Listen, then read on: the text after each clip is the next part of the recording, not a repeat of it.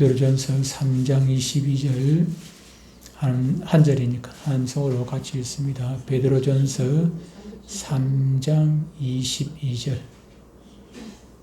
베드로전서 3장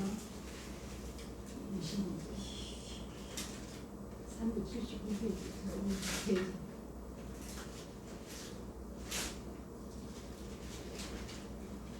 베드로전서 3장 22절.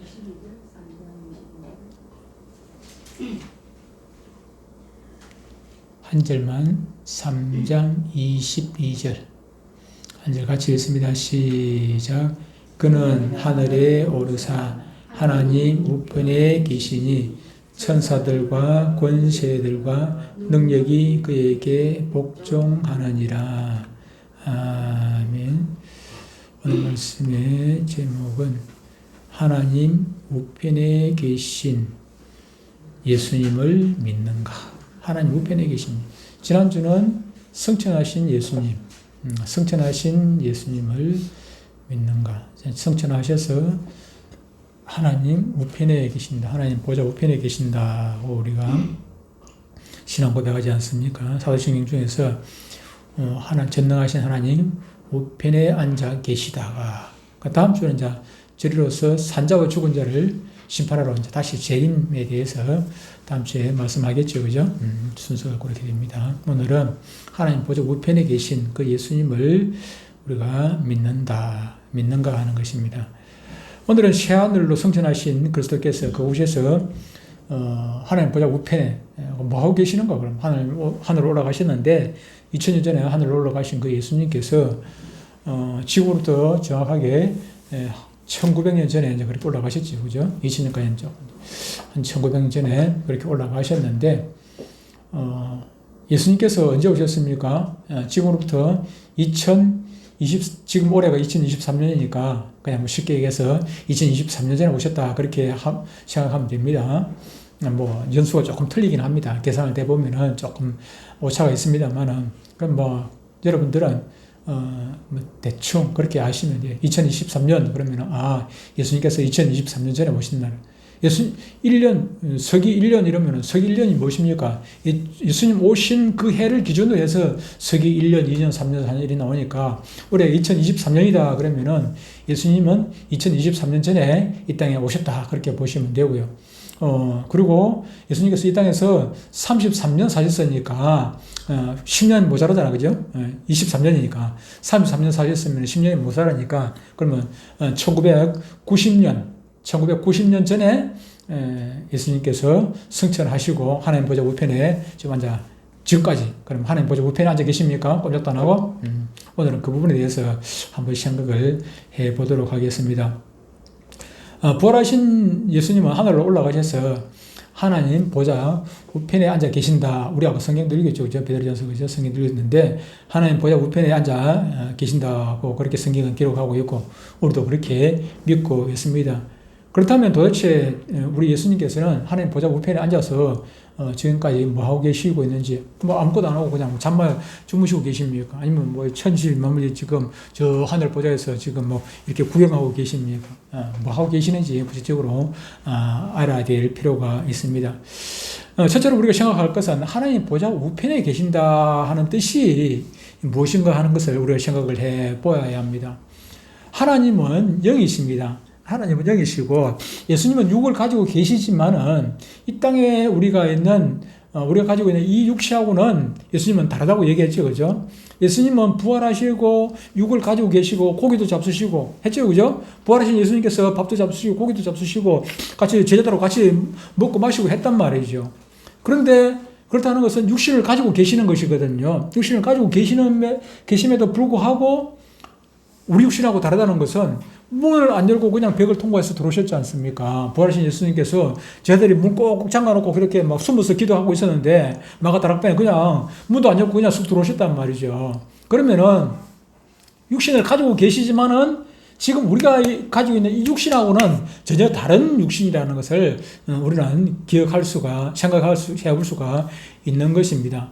하나님은 영이시고 예수님도 우리와 다른 이런 육체를 가지고 영과 같은 그런 육체를 가지고 계시기 때문에 우리 사람은 많이 보는 사람은 앉아서 몇 리, 서서 9만 리 본다고 그래요. 앉아서 몇 리 본다 합니까? 앉아서 몇천 리, 서서 9만 리 본다는데, 그런데 예수님은 앉으나 서나 천지 만물을 다, 온 우주를 다 보고 계시는 분이십니다. 그렇기 때문에 구태여 그냥 앉아있든 서있든 어디를 가든지 그거는 상관없어요. 저 천국에 계시면서 지금 우리의 예배드리는 이 현장을 다 보고 계시고, 보실 뿐만 아니라 저와 여러분들의 마음속까지 다 살피시고 계시는 분이시거든요. 그렇기 때문에 예수님은 앉아 계시든 서가 계시든 돌아다니시든 그거는 별로 중요한 것이 아니기 때문에 어디 한 곳에 앉아 그냥 계시고 있을 필요도 사실은 없는 것입니다. 그런데 사도신경은 그럼에도 불구하고 하나님께서 보좌에 하나님, 우리 성부 하나님 앉아 계신다 그렇게 고백을 하고 있습니다. 왜 영이신 하나님께서 보좌에 앉아 계시는 것입니까? 영이신 하나님 앉아 계십니까? 시편 103편 9절로 21절에 보면은 이렇게 말씀을 하고 있습니다. 여호와께서 그의 보좌를 하늘에 세우시고 그의 왕권으로 만유를 다스리시도다.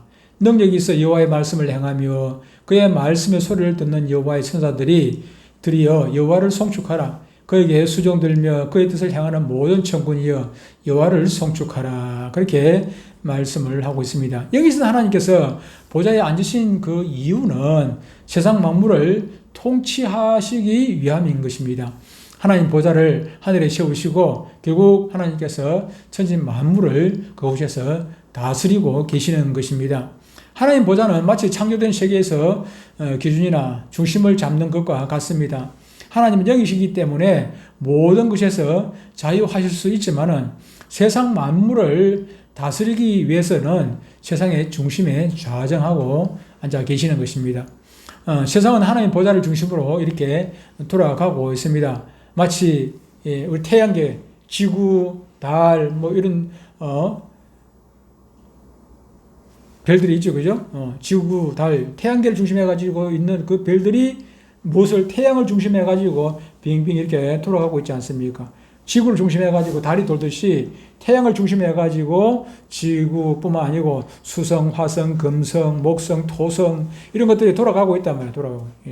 돌아가고. 그것처럼 하나님 여호와의 보좌를 중심에 해가지고 천지 만물이 이렇게 영적으로 돌아가고 움직이고 있다 하는 것을 우리는 기억을 해야 합니다.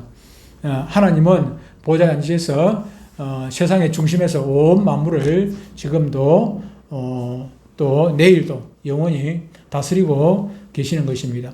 두 번째로 생각할 것은 부활하신 예수님께서 하나님 보좌 우편에 앉으셨다. 성부 하나님은 또 하나님 보좌에 앉으시고 성자 예수님은 하나님 보좌 우편에 앉으셨다. 이 뜻이 무엇일까 하는 것입니다. 이것은 온 만물을 다스리시는 하나님과 우편이라는 것은 힘을 이야기합니다. 옛날에는 지금은 요즘은 왼손잡이가 많이 늘었습니다만은 옛날에는 왼손잡이 그렇게 흔하지를 않았습니다. 성계도 왼손잡이 있었습니다만은 왼손잡이가 흔하지를 않고 대부분은 오른손잡이였죠. 대부분은 오른손. 그래서 오른손이 왼손보다 힘이 있죠, 그죠? 왼손보다는 오른손이 힘이 있어요. 그래서 오른편에 앉으셨다 이 말은 우편이라는 것은 힘을 상징하기도 합니다. 결국 그 말은 예수님께서 하나님 보좌 우편에서 힘있게 하나님과 성부 하나님과 같이 또 아니면은 성부 하나님의 위임을 받아서 천지 만물을 다스리고 계시다는 그런 뜻입니다. 베드로전서 3장 22절 아까 우리가 읽었습니다만 그는 하늘에 오르사와 하나님 우편에 계시니 천사들과 권세들과 능력들이 그에게 복종하느니라. 천사들과 예수님의 권세에 복종을 하고 수종을 들고 그렇게 하죠. 모든 천사들과 권세들과 능력들이 보좌 우편에 계신 예수 그리스도께 복종하고 있습니다. 바로 지금도 예수 그리스도는 하나님 보좌 우편에 계시고 하나님과 함께 천지 만물을 통치하시고 다스리고 계시는 것입니다. 다시 말하면은 우리 세상으로 보면은 왕자 중에서 세자이죠, 세자. 왕자가 여럿이 있어도 그 세자가 제일 실권 후임자, 후계자 아닙니까? 후계자. 세자가 왕다음. 그리고 어떤 경우에서는 세자를 통해 가지고 그 왕의 또 위임 통치를 하기도 하고 그런 것을 보게 되지요. 그렇다면은 언제까지 그렇게 예수님께서 그곳에 계실 것인가 하는 것입니다. 시편 110편 1절을 보면은 여호와께서 내 주에게, 내 주는 누굽니까? 예수님을 말씀하고 있죠. 내 주에게 말씀하시기를 내가 내 원수들로 내 발판이 되게 하기까지 너는 내 오른편에 앉아 있으라 그렇게 말씀. 오른편에 언제까지요? 원수들이 내 발판이 되게 하기까지 그렇습니다. 부활하신 주님은 원수가 누굽니까? 원수가 누굽니까? 우리의 원수, 예수님의 원수, 바로 마귀죠. 그죠? 마귀가, 다시 말하면 완전히 예수님 발 앞에 굴복할 때까지 하나님 보좌 우편에 앉아 계셔서 다스리고 통치하실 것이다 하는 것을 말씀을 하고 있는 것입니다. 마귀가 완전히 굴복하면은 예수님은 보좌에 일어나셔서 다시 이 땅으로 돌아오실 것입니다. 우리가 계시록 전에 공부를 했습니다만은 천년왕국이 오기 전에 예수님께서 지상 재림을 하죠. 그죠? 지상 재림을 할 때, 지상 재림을 하시면서 하시는 일들이 있죠. 그죠? 마귀들을 잡아가지고, 어디로 보냅니까? 무저갱으로 보낸댔죠. 무저갱으로. 그죠? 무저갱으로 보낸대. 그때까지 예수님은 하나님 보좌 우편에 계신다 하는 것입니다. 그러면은 예수님께서 이제 지상 재림을 하시게 되는 거죠. 그죠? 세 번째로 생각할 것은 하나님 보좌 우편에 계신 예수님께서 하시는 대표적인 일들이 무엇일까 하는 것입니다. 많은 일들을 하시겠지만 그 중에 대표적으로 네 가지를 살펴보면 첫 번째로 하나님 보좌 우편에 계신 주님은 교회를 세우십니다. 에베소서 1장 20절로 23절을 보면 이렇게 말씀하십니다. 그의 능력이 그리스도 안에서 역사하사 죽은 자들 가운데서 다시 살리시고 하늘에서 자기의 오른편에 앉히사 모든 통치와 권세와 능력과 주권과 이 세상뿐 아니라 오는 세상에 일컫는 모든 이름 위에 뛰어나게 하시고 또 만물을 그의 발 아래에 복종하게 하시고 그를 만물 위에 교회의 머리로 삼으셨느니라. 교회는 그의 몸이니 만물 안에서 만물을 충만하게 하시는 이에 충만함이니라 그렇게 말씀을 하고 있습니다.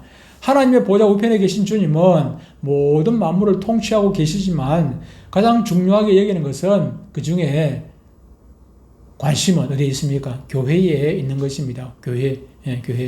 보좌에 앉으신 그리스도께서 권세와 능력으로 교회를 만드십니다. 교회를 다스리십니다. 그리스도는 교회의 머리가 되시고 교회는 그의 몸이 됩니다. 이 말은 그리스도와 교회와 연결이 되어 있다는 것입니다. 머리와 팔, 다리, 지체가 연결이 안 되면 되겠습니까? 연결이 되어 있다, 하나로 되어 있다는 것입니다. 교회는 하나님의 보좌와 직접 연결이 되어 있습니다. 그러므로 예수님께서 베드로에게 하신 말씀의 의미를 이제 바로 알 수가 있지 않겠습니까? 마태복음 16장 18절 19절에 베드로의 고백에 대해 주님은 교회를 세우시겠다. 너는 베드로라 이 반석 위에 내 교회를 세우겠다 그렇게 말씀하시지 않습니까? 베드로가 16절에 주는 그리스도시요 살아계신 하나님의 아들이십니다. 그렇게 고백했을 때 바이런 시모나 이를 내게 이렇게 하니는 해륙이 아니요 하늘에 있는 하나님 영이 그를 고백하게 하셨다고 설명을 하시고 난 다음에 너는 베드로라 이 반석, 베드로가 반석이라는 뜻을 가지고 있죠. 이 반석 위에 내 교회를 세우리니 다시 말하면 베드로의 신앙 고백 위에 주님의 교회를 세우시겠다 그렇게 말씀하시고 그리고 이어서 천국 열쇠를 베드로에게 주시겠다 그렇게 해석하면 안 되죠. 그죠?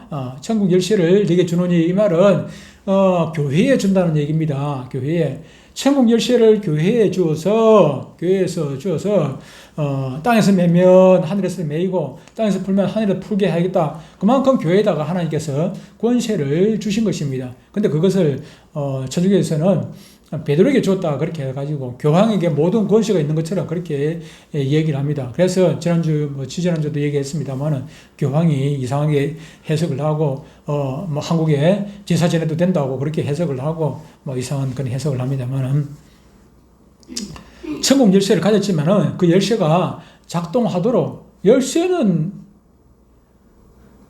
큰 의미가 없습니다. 열쇠 나눴다고 해가 저절로 문이 열리는 건 아닙니다. 열쇠를 누군가가 작동을 해야 돼요. 근데 그 열쇠를 우리 교회에다가 주면은 이 교회가 그 열쇠를 작동하게 하는 권세를 줬다는 교회를 통해 가지고 예수님께서 하나님의 보좌 우편에서 교회가 요청하고 요구하는 일들이 이루어지도록, 그래서 교회에 나와서 우리가 기도하고 하는 것 아니겠습니까?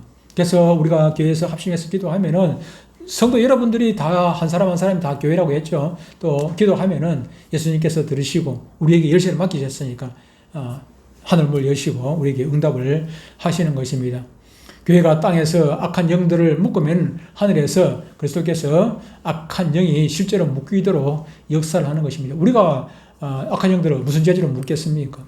또 교회가 이 땅에서 종로를 하는 백성들을 풀면 하늘에서 그리스도께서 백성들이 모든 죄와 악한 영에서 풀려나도록 그렇게 역사하시는 것입니다. 주님은 교회에게 천국 열쇠를 주신 후에 그 열쇠가 잘 작동하도록 하나님 보좌 우편에서 오늘도 우리를 바라보시고 교회의 일들을 맡아서 해주고 계시는 것입니다. 교회의 건설하는 것은 무슨 다른 건설가 있는 것이 아니라 바로 예수님께서 오늘도 교회를 바라보시고 교회에 맡기신 그 열쇠가 움직이는 것 따라 가지고 풀면 예수님께서 풀게 해주시고 막으면은 묶으면은 그대로 천국에서도 묶이도록 그렇게 하신다는 것입니다. 그는 몸인 교회의 머리시라. 그가 근본이요 죽은 자들 가운데서 먼저 나신 이시니 이는 친히 만물의 으뜸이 되려 하심이요. 이렇게 골로새서 1장 18절에서 말씀을 주고 있습니다. 그리스도는 교회의 머리만 되시는 것이 아니라 교회의 근본이 되십니다. 그리스도는 교회가 가진 모든 능력과 권세의 근원이 됩니다. 교회가 무슨 능력이 있어가지고 요즘도 그런 역사가 일어나는 것을 간증을 통해 가지고 또 영상을 통해 우리 유튜브나 그런 영상을 통해 가지고 보게 되는데, 교회가 능력이 있는 것이 아니라 교회의 능력이라는 것은 바로 머리 대신 예수님의 능력입니다. 예수님께서 그걸 해주셔야 가능한 것이죠. 가능한 것이. 두 번째로 하나님 보좌 우편에 계신 주님은 성도들을 돌보고 계십니다. 히브리서 1장 13절 14절에 이렇게 말씀합니다. 어느 때에 천사 중에 누구에게 내가 네 원수로 네 발등상이 되게 하기까지 너는 내 우편에 앉아 있으라 하셨느냐. 모든 천사들은 섬기는 영으로서 구원받을 상속자들을 위하여 섬기라고 보내심이 아니냐. 천사들과 그리스도는 엄청난 차이가 있습니다. 똑같이 영으로 존재하고 계시는 것 같지만은 예수님은 조물주고 창조주고 천사는 피조물입니다. 천사가 영으로 그러면 많은 능력이 있는 것 같이 보이지만은 그럼에도 불구하고 그 천사는 피조물이에요. 창조물. 예수님께서 만드신 천사들의 주인도 예수님이고 저와 여러분들의 주인도 예수님이십니다. 천사들은 단지 그리스도의 심부름꾼에 불과합니다. 그리스도는 보좌 우편에서 천사들을 지금 이렇게 부리고 계시는 것입니다. 우리에게 수호신이 있다. 수호신이 천사들, 우리에게 수호천사가 있습니다. 저와 여러분들 수호천사 있다고 해도 그 수호천사가 우리의 종은 아니더란 말이에요. 그 수호천사가 우리를 도와주고 우리를 붙들어주시고 우리를 붙들어주고 때로는 운전할 때 우리의 핸들을 잡아주고 천사가 그렇게 할 수 있습니다. 근데 그것이 천사가 내 종이 아니라 바로 예수님의 종이란 말이에요. 예수님이죠. 우리가 기도할 때 그 기도의 응답으로 천사를 보내주셔서 하나님께서 예수님께서 보내주셔서 우리를 도와주도록 우리를 붙들어주도록 위험해서 우리를 붙들어주도록 그렇게 하신다 하는 것입니다. 전에도 얘기했습니다만은 여호수아가 여리고성을 점령하기 바로 직전에 고민이 되죠. 자기도 고민이 안 되겠습니까? 저 큰 여리성, 단단한 여리고성이 얼마나 튼튼한지 모릅니다. 그렇게 튼튼한 그 성을 우리가 어떻게 점령할 수 있겠는가? 군대가 오합지졸이지 않습니까? 사실은 오합지졸이거든요. 전쟁을 제대로 해보지는 몇 번 하긴 했지만은 하나님 은혜로 이기고 했지만은 사실은 그들이 전쟁을 제대로 할 수 있는 상태는 아니거든요. 그런데 그 오합지졸을 데리고 어떻게 튼튼한 여리고성을 점령할 수가 있겠습니까? 그래서 여호수아가 그 여리고성이 보이는 쪽 들에서 이렇게 쭉 둘러보고 있습니다. 묵상을 하고 있었죠. 그때 한 장군이 나타났어요. 장군이. 근데 그 장군을 보고 여호수아가 당신 누구냐? 우리 편이냐? 저 편이냐? 여리고 편이냐? 내 편이냐? 물었습니다. 그러니까 그 장군이 그 군대 장관 대장이 대답을 뭐라고 이야기합니까? 나는 하나님의 군대라고 했나? 그렇게 대답을 했죠. 다시 말하면은 하나님 편이에요. 하나님 편. 그는 천사나 모든 천사들은 하나님 편이죠. 그 천사가 내 편이 될 수 있는 것은 내가 하나님 편이 되면 되는 것입니다. 내가 하나님 편. 아버지 재산이 내 재산, 내 재산. 아버지 재산은 내 재산. 내가 하나님의 아들, 딸이 되면은 하나님의 모든 재산이 내 거 되는 거, 내 거 되는 거. 그와 같은 것이죠. 마찬가지로, 천사들은 예수님이 부리시는 영이신데, 그 영을, 예수님이 부리시는 그 천사들을 우리 편으로 만드는 것은 우리가 예수님 편이 되면 되는 것 아니겠습니까? 그렇다면 그리스도께서 천사들을 주로 어떤 일에 부리실까요? 주님은 구원받을 상속자들을 섬기는 일에 천사들을 사용하십니다. 주님은 구원받을 성도들을 위해 천사들에게 명령을 내리시고 천사들은 주님의 명령에 따라서 결국 성도들을, 저와 여러분들을 섬기고 있는 것입니다. 우리 성도들은 천사들의 섬김을 받는 그런 위대한 존재들입니다. 천사들은 우리를 부러워해요. 우리는 하나님의 아들, 딸이 되지만 천사들을 하나님께서 아들, 딸로 삼으신 적은 없습니다. 천사들을 하나님의 아들, 딸로 삼지는 않아요. 우리는 하나님의 아들, 딸이지. 우리를 위해 가지고 천사들이 존재를 하고, 예수님이나 하나님을 위해서 천사들이 존재하는 것이지, 천사들이 우리보다 능력이 많다고 해가지고, 천사가 우리보다 위에 있다. 그렇게 말할 수는, 개가 아무리 힘이 세도, 주인집 아들보다는 힘이 약해요. 힘이 세도 왜 그러냐면은 개는 요즘 개들 보고 자꾸 아들이라 하고 개 보고 옆에서 자꾸 엄마 왔다 아빠 왔다 해서 하는데 참말로 그럴 수는 없지요. 아무리 그래도 개는 개고 자기 자식은 자기 자식이고 개하고 사람하고 이거는 비교 자체가 불가능한 거죠. 그런데 개가 높은지 사람이 높은지 요즘 시대가 이상해져 가지고 그렇게 했습니다. 어쨌든 그러므로 우리 성도들은 그리스도께서 더 많이 천사들을 동화해서 우리를 도울 수 있도록 천사 한 명이 와가지고 도우는 것보다 10명이 도우는 게 안 낫겠습니까? 더 많이 우리를 도우도록 또 우리뿐만 아니라 우리의 자녀들을 지켜주도록 그렇게 기도를 많이 하셔야 되겠죠. 히브리서 4장 14절로 16절에 보면 이렇게 말씀합니다. 그러므로 우리에게 큰 대사장이 계시니 성천하신 이 곧 하나님의 아들 예수시라. 우리가 믿는 도리를 굳게 잡을지어다. 우리에게 있는 대제사장은 우리의 연약함을 동정하지 못하실 리가 아니요 모든 일에 우리와 똑같이 시험을 받으시니로되 죄는 없으시니라. 그러므로 우리는 긍휼하심을 받고 때를 따라 돕는 은혜를 얻기 위하여 은혜의 보좌 앞에 담대히 나아갈 것이니라 라고 말씀하고 있습니다. 예수님은 하나님 보좌 우편에서 우리의 대제사장 역할을 하십니다. 그러므로 성도들은 때를 따라 돕는 은혜를 얻기 위해서 열심히 은혜의 보좌 앞으로 나아가야 됩니다. 은혜의 보좌 앞으로 나간다는 얘기는 기도하고 하나님과 동행하는 것을 얘기를 합니다. 은혜의 보좌가 됩니까? 아까 얘기했습니다. 하나님의 보좌가 은혜의 보좌입니다. 하나님의 보좌예요. 예수님의 보좌가 은혜의 보좌입니다. 우리가 그곳에 담대히 나아갈 수 있는 이유는 우리의 주님께서 보좌 우편에 앉아 계시기 때문입니다. 보좌 우편에 앉아 계신 주님께 열심히 간구하면 예수님께서 천사를 동원하여 결국 저와 여러분들을 도우시고 지켜주시는 것입니다. 탈북 청소년들이 다니는 영영학교 조명수 교감, 옛날에 간증이 있었는데, 조명수 교감은 원래 한문교육과를 다니던 평범한 대학생이었는데 우연히 잠볼 걸려온 전화를 받고 외국인 노동자들을 그렇게 돕기를 시작을 했습니다. 그러다가 중국 교포 출신 노동자들에게 우연히 탈북자들의 상황을 전해 듣게 되었는데, 그때부터 탈북자들을 돕는 사역을 하게 되었다고 합니다. 조명수 교감이 탈북자가 중국을 통해 베트남 경유하여 한국에 들어올 수 있도록 돕는 일을 하고 있을 때였는데, 조명수 교감의 남편은 중국에서 베트남으로 탈북자를 들여보내는 역할을 맡았고, 또 조명수 교감은 베트남에서 탈북자들을 또 인계를 받아가지고 남쪽으로 우리 남한으로 데리고 오는 그런 역할을 맡았습니다. 그런데 조명수 교감이 탈북자들을 베트남 국경에서 맞이하다가 그만 국경 수비대에 그냥 걸리고 걸렸습니다. 베트남 우리가 각각이 지난 것 같지만 베트남은 공산국가입니다. 중국하고 같이 공산국가입니다.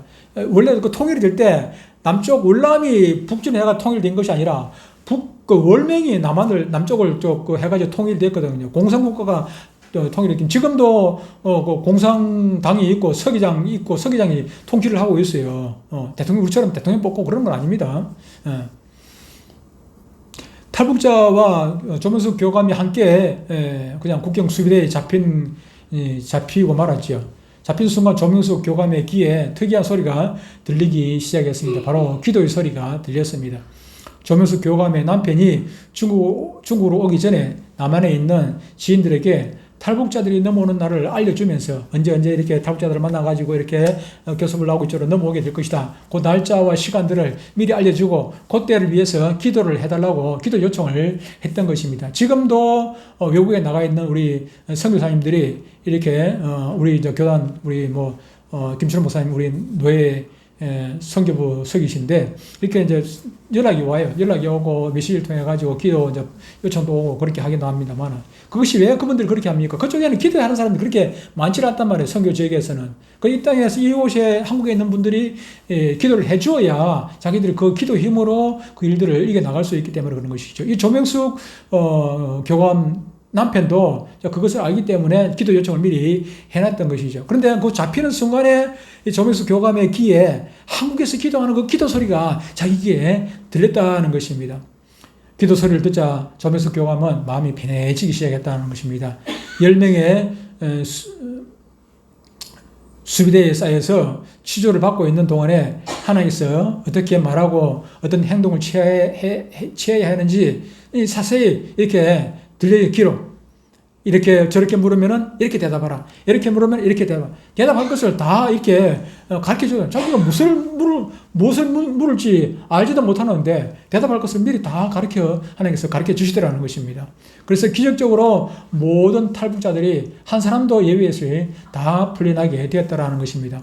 아무도 상하거나 다친 사람이 없이 안전하게 그들이 전부 다 저는 남한으로 그렇게 들어올 수가 있었다 하는 것입니다. 이런 예는 우리 삶에 얼마든지 있습니다. 우리는 보좌 우편에 계신 주님을 바라보면서 담대하게 기도하면은 하나님께서 특별한 이런 경우를 어제도 제가 얘기를 했습니다만은 저도 수없이 그런 체험들을 하고 살아왔고 또 많은 분들이 조명수 교감처럼 이런 체험들을 실제로 도저히 이거는 그런 체험들을 하고 나면은 아무리 하나님이 없다 누가 뭐라 해도 그냥 성경 말씀 아니라 할지라도 전에는 성경 말씀을 통해서 내가 믿음의 기초를 쌓았다 할지라도 이제는 하나님 말씀을 듣고 나면은 한 번, 두 번, 몇 번 듣고 나면은 그때부터는 이거 그냥 믿음이 때로는 또 그래도 흔들 때가 있습니다. 장담 못합니다. 흔들 때가 있지만 다시 그것 때문에 다시 회복되어지는데 빨라지는 것이죠. 멀리는 못 나가고 다시 금방 돌아오고 세 번째로 생각할 것은 보좌 우편에 계신 주님은 성도들이 장차 거할 집을 짓고 계십니다. 어제도 잠시 말씀을 드렸습니다만은 요한복음 13장에 뭐 있다 했습니까? 예수님의 세족식 그리고 성찬식, 최후의 만찬 성찬식이 있고 난 다음에 그때부터 이제 제자들이 이제 근심이 쌓이기 시작하지 않았습니까? 예수님이 이제 간다니까 떠난다니까 막 근심 걱정이 많습니다. 그래서 예수님께서 요한복음 14장 1절에 이하에 말씀합니다. 너희는 마음에 근심하지 말라. 하나님을 믿으니 또 나를 믿어라. 내 아버지 집에 거할 곳이 많도다. 그렇지 않으면 너희에게 일렀으리라. 내가 너희를 위하여 거처를 예비하러 가노니 가서 너희를 위하여 거처를 예비하면 내가 다시 와서 나 있는 곳에 너희도 있게 하리라. 그렇게 말씀을 하고 있습니다. 우리가 주님을 영접하는 순간 새 땅에 있는 우리가 거할 집이 생겨나게 되는 것입니다. 보좌 우편에 앉으신 주님께서 하시는 일 중에 그 하나는 우리가 가서 머물 천국에 가서 머물 새하늘과 새 땅에 머물 그곳에 우리의 거처를 예비하고 계신다는 것입니다. 주님은 거처가 완성이 되면은 거처가 완성이 된다는 얘기는 이제 구원받을 자가 다 이제 구원받게 되면은 예수 믿을 사람이 다 믿고 나면은 그때는 이제 마지막 때가 되겠죠. 그죠? 그때는 세상 종말이 오고 우리를 데리러 오실 것입니다. 주님께서 거처를 만드신다는 말씀은 요한복음 외에 히브리서 8장 1절 2절에도 나옵니다. 거기 보면 지금 우리가 하는 말의 요점은 이러한 대제사장이 우리에게 있다는 것이라 그는 하늘에서 지극히 크신 이의 보좌 우편에 앉으셨으니 성소와 참 장막에서 섬기는 이시라. 이 장막은 주께서 세우신 것이요 사람이 세운 것이 아니니라 라고 말씀하고 있습니다. 하나님 보좌 우편에 앉으신 주님은 참 장막을 세우고 섬기는 일을 하십니다. 그것은 장차 우리가 가서 머물게 될 곳입니다. 우리는 모든 소망을 그곳에 두고 살아가야 합니다. 그래야 바른 판단과 바른 신앙을 가지고 살아갈 수가 있는 것입니다. 네 번째로 보좌 우편에 앉으신 주님은 원수들을 멸하기 위해 영적 전쟁을 하고 계십니다. 시편 110편 1절에 보면은 주님은 원수들이 발판이 될 때까지 보좌 우편에 앉아 계신다고 아까도 우리가 읽었습니다만 그렇게 말씀합니다. 원수들이 발판이 된다는 것은 원수들이 예수님 발 아래 완전히 놓여가지고 힘을 못 쓰게 된다 그런 얘기입니다. 완전히 항복하는 것을 의미를 하죠. 보좌에 앉으신 주님은 원수 마귀와 영적 전쟁 중이십니다. 그렇다면 우리는 누구입니까? 우리는 대장 대신 예수 그리스도를 따르는 영적인 군사들이죠. 그래서 우리도 전쟁을 해야 되는 거죠. 우리는 지금 이 영적 전쟁 중이라는 사실을 늘 잃지 말고 늘 각성하고 영적 전투에서 우리는 누굴 따라야 됩니까? 내 마음대로 전쟁에 나가가지고 내 마음대로 싸우면 되겠습니까? 지휘관을 따라야 됩니다. 소대장이 전진 앞으로 하면은 뭐 뛰어나가야 되죠. 그죠? 목숨 걸고 뛰어나가야 되고. 그냥 뭐 시킨 대로 소대장 시킨 대로 지휘관 시킨 대로 해야 되지 않습니까? 우리의 지휘관 대장은 누구십니까? 바로 예수님이십니다. 영적 전쟁에서 승리하는 비결은 지휘관의 시킨 대로 순종하는 것입니다. 나가지 말라는데 나갔다가는 그냥 혼자 나가가지고 그냥 총알 바지 되고 죽고 마는 것이죠. 히브리서 12장 1절 3절 이렇게 말씀하고 있습니다. 이러므로 우리에게 구름같이 둘러싼 허다한 증인들이 있으니 모든 무거운 것과 얽매이기 쉬운 죄를 벗어버리고 인내로서 우리 앞에 당한 경주를 하며 믿음의 주여 또 온전하게 하시는 이인 예수를 바라보자. 그는 그 앞에 있는 기쁨을 위하여 십자가를 참으사 부끄러움을 개의치 아니하시니 하나님 보좌 우편에 앉으셨느니라. 너희가 피곤하게 낙심하지 않기를 위하여 죄인들이 이같이 자기의 거역한 일을 참으신 일을 생각하라 그랬습니다. 영적 전투에서 승리하는 비결은 오직 하나뿐입니다. 믿음의 주 예수 그리스도를 바라보고 그분의 말씀에 순종하고 나아가는 것입니다. 지금 우리는 영적 전투 중입니다. 마음에 거리끼는 것과 얽매이기 쉬운 그 죄들을 벗어버리고 달리기 하는 사람이 옷을 많이 껴입고 달리는 걸 봤습니까? 아무리 추운 날씨라도 그냥 벗을 거 다 벗어버리고 제일 가벼운 거 간단한 것만 입고 달리지 않습니까? 수영 선수가 뭘 짊어지고 다닙니까? 그냥 제일 가벼운 것만 입고 그냥 조금 그냥 중요한 데만 가르고 그냥 그렇게 가지 않습니까? 남자들은 아예 막 팬티 한 장 입고 그냥 달리기도 하고 그렇게 하는 것이죠. 마찬가지 왜 그렇게 하는 것입니까? 얽매기 쉬운 것들 다 털어버리고 가는 데 있어가지고 걸림돌이 되는 거 다 벗어버리더래요. 저와 여러분들이 천국 가는 데 있어가지고 걸림돌이 되는 것들을 다 벗어 내려놓고 그렇게 하고 전쟁터 싸우며 나가야 되는 것입니다. 말씀을 정리하겠습니다. 지금 그리스도는 하나님 보좌 우편에 계십니다. 여러분은 그분을 생생하게 느끼고 그분과 영적 교제를 나누고 계십니다. 그것을 우리는 기억해야 됩니다. 여러분들이 그 교제를 나누고 있음에도 불구하고 그것을 느끼지 못하는 것이 문제이죠. 그죠? 우리가 예수님을 느끼지 못하더라도 예수님은 항상 우리 곁에 있고 우리를 주목하고 계시고 우리를 바라보고 계시고 우리가 기도하기를 기다리고 계시는 것입니다. 우리가 넘어질까 자빠질까 늘 노심초사 바라보고 계시는 분이십니다. 여러분이 보좌 우편에 계신 그리스도께서 주시는 권세와 능력을 충분히 사용하기 위해 가지고는 그분을 바라보고 그분의 말씀에 순종하고 또 그분께 기도하고 보좌 우편에 계신 주님은 가장 권세 있는 분이시고 교회와 성도를 돌보고 계시며 우리를 위해 거처를 준비하고 계십니다. 무엇보다 우리를 미혹하는 악한 마귀와 영적 전쟁을 우리 주님께서는 진두지휘하고 계십니다. 우리는 영적인 군사로서 예수님의 군사로서 마귀와 또 싸우고 있는 존재입니다. 마귀와 싸우는 우리가 영적 군사인 우리가 우리 마음대로 살지 아니하고 예수님의 지휘에 그대로 순종해서 우리가 나아갈 때 우리의 영적 전투는 승리하게 되는 것입니다. 지금 보좌 우편에 계신 주님을 바라보시기를 바랍니다. 그분에게 우리의 시선을 고정시키고 그분이 뭐라고 명령하는지 뭐라고 말씀하시는지 귀를 기울이고 눈을 그때 고정시키고 그렇게 드려야 됩니다. 그래야 전투를 할 수가 있지 않겠습니까? 오직 주님으로만 우리는 능력과 권세를 가진 삶을 살 수가 있으므로 오직 주님 나라 가는 그날까지 우리 영적인 귀를 여시고 영적인 시선을 주님 앞에 고정을 시키시고 주님의 군사로서 승리하는 삶을 사시기를 주의 이름 축복합니다. 찬양하겠습니다.